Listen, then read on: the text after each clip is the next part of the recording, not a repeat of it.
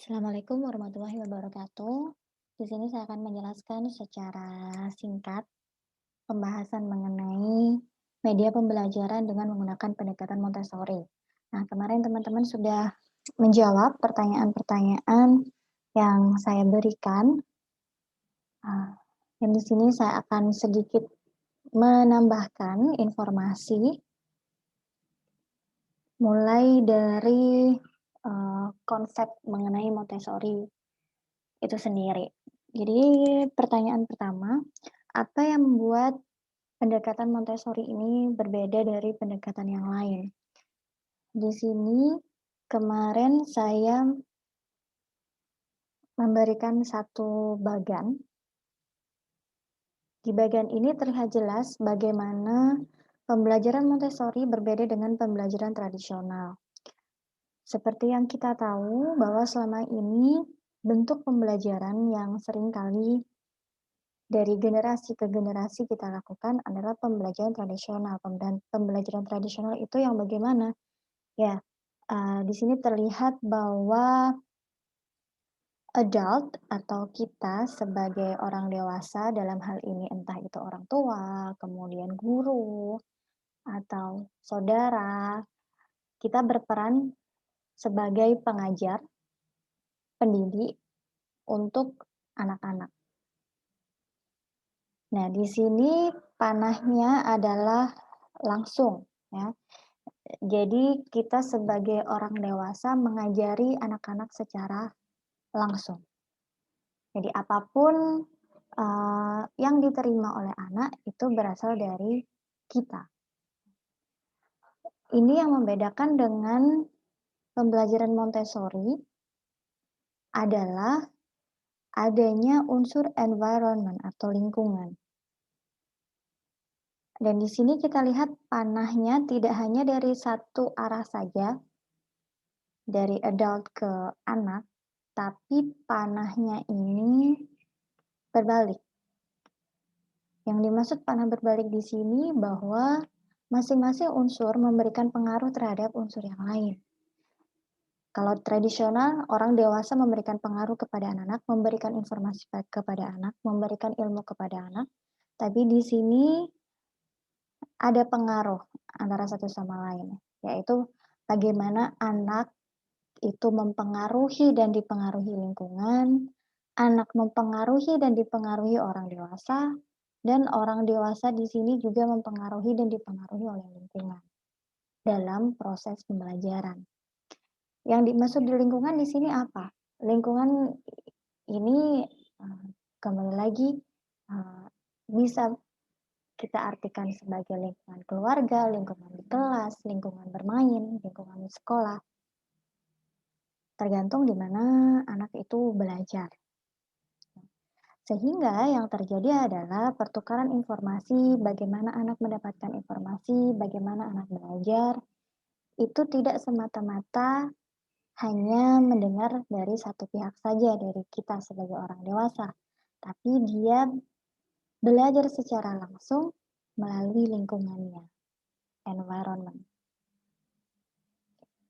Karena lingkungan ini berperan sangat penting, maka nanti dalam Montessori, dia fokus pada bagaimana lingkungan ini disiapkan untuk bisa mempengaruhi si anak. Sehingga orang dewasa nanti fungsinya tidak lagi sebagai pengajar, pemberi informasi, tapi sebagai pengawas di sini. Jadi orang dewasa, kita sebagai orang dewasa akan mengawasi bagaimana interaksi antara anak dan lingkungannya.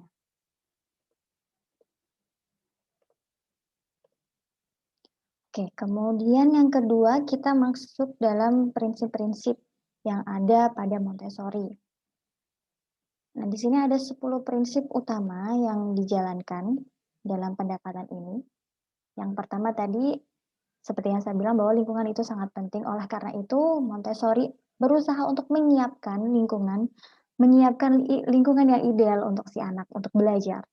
Jadi di sini ada prepare environment, lingkungan yang disiapkan. Lingkungan tadi nanti arahnya bisa ke media pembelajaran yang dipakai oleh anak.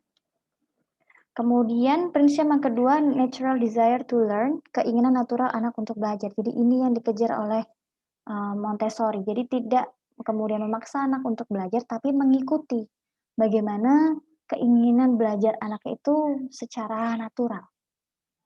Jadi tidak ada kemudian unsur memaksakan misalkan, "Oke, hari ini kita belajar menghitung 1 sampai 10," tidak. Tapi nanti Montessori lebih memberikan, media yang dengan lingkungan yang sudah tersetting, di mana media itu nantinya akan menarik minat anak secara natural untuk belajar sendiri. Belajar tentang angka 1 sampai 10 misalkan. Kemudian hand-on concrete learning. Nah, ini juga yang menjadi penting adalah pembelajaran langsung karena anak, akan belajar secara langsung, maksudnya belajar secara langsung di sini juga ditekankan pada hands on. Makanya aktivitas-aktivitas kemudian media yang digunakan akan memungkinkan anak untuk menyentuh secara langsung sehingga mereka mendapatkan pengalaman dan dari pengalaman ini mereka akan belajar dan mengingat. Kemudian di Montessori juga memperhatikan sensitive period, ada periode sensitif pada anak atau golden age-nya anak. Kemudian juga memperhatikan bahwa anak-anak itu menyerap informasi secara tidak sadar. Jadi itulah kenapa tadi environment-nya sangat dipersiapkan. Sekalipun begitu, tetap akan ada kebebasan, bagi si anak dan tentu saja dengan batasan-batasan tertentu. Jadi anak bebas untuk belajar apa yang ingin mereka pelajari, tapi tentu saja tetap dengan batasan. Kemudian, nah ini juga, yang menjadi ciri khas dari Montessori adalah independence and responsibility, bahwa anak dilatih untuk menjadi mandiri dan bertanggung jawab. Dan kesemuanya tentu saja kembali lagi pada perkembangan individu, tujuannya adalah untuk mengembangkan, kemampuan individu, di mana nantinya mereka juga bisa menghormati dan juga dihormati. Jadi kita di sini sebagai adult atau pengajar harus bisa menghormati keinginan si anak. Dan ini efeknya nanti anak akan bisa juga menghormati, orang lain. Nah, dalam semua prinsip-prinsip ini tadi akan bisa terlaksana dengan bentuk, observasi. Nah, observasi yang kita lakukan sebagai adult dan proses belajar si anak juga yang mengedepankan observasi secara langsung.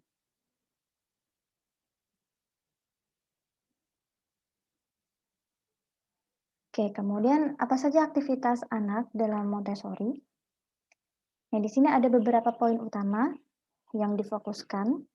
Yang pertama adalah koordinasi mata dan tangan. Jadi kegiatan-kegiatan atau aktivitas yang dilakukan fokus untuk meningkatkan koordinasi mata dan tangan anak. Contohnya, nah di sini ada beberapa permainan, beberapa media yang bisa digunakan untuk meningkatkan koordinasi mata dan tangan, antara lain yang pertama di sini ada pegboard. Jadi istilahnya adalah puzzle pasak. Jadi yang membuat berbeda adalah ini, ada pasaknya di sini. Nah, pasak ini akan memudahkan anak untuk mengambil dan menempatkan kembali gambar-gambar pada tempatnya. Karena banyak puzzle juga yang dia tidak dilengkapi dengan pasak. Nah, di Montessori ini, yang membuat berbeda ada pasaknya, sehingga anak tidak akan membutuhkan bantuan dari orang dewasa untuk menempatkan, masing-masing puzzle ini. Kemudian yang kedua ada celengan. Nah, fungsinya di celengan ini untuk apa? Tentu saja selain untuk mengajarkan anak kebiasaan menabung, yang menjadi penting adalah tadi koordinasi mata dan tangan, bagaimana tangan bisa menempatkan koin-koin ini ke dalam lubang kecil. Nah, ini yang sebenarnya yang dilatih. Kemudian nomor 3 ada mur dan baut. Nah, ini juga sama. Jadi anak-anak akan menempatkan pada lingkaran-lingkaran dengan ukuran yang berbeda. Kemudian yang keempat Di sini ada mystery bag. Nah, nanti di mystery bag ini kita punya satu kantong kemudian kita tempatkan satu objek di dalamnya. Nanti anak berusaha akan menebak isi dari kantong ini dengan meraba,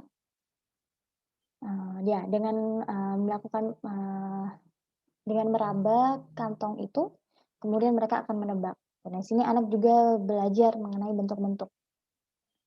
Kemudian yang kelima ada trading, jadi ini bisa, meronce, manik-manik bisa diganti dengan manik-manik, ya ini kembali lagi fokus, mata dan tangan. Kemudian yang keenam di sini ada dompet dan kotak. Ini untuk dompet dan kotak, dompet, anak belajar bagaimana cara menutup atau membuka resleting. Dan untuk kotak di sini anak belajar bagaimana membuka dan menutup kotaknya. Di sini ada kuncinya. Jadi fungsinya adalah sebenarnya untuk ini. Kemudian yang ketujuh ini ada sorting untuk ukuran dan warna. Karena ini ada beberapa